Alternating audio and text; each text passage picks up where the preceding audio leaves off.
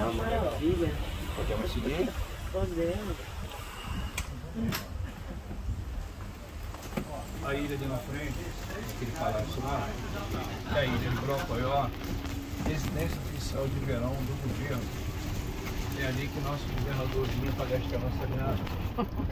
Brocoió, o nome indígena, que significa refúgio do mar. Quero o barulho do mar bater nas pedras, quero rodear de pedra.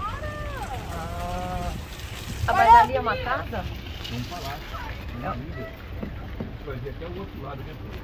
Mas tem alguém morando ali? Aquilo é residência de verão do governo. A região de Minas Baiana. Que já roubaram quase tudo, né? É. A UERJ está tentando transformar aquilo ali numa universidade do mar. Aqui é com o nome dos órgãos que trabalham corretamente aqui na ilha, faz a coleta do lixo diariamente. E a Praia Marinha ela foi aterrada, ela era com um igual de cidade. Oi. Onde era o verdadeiro cais da Praia Marinha.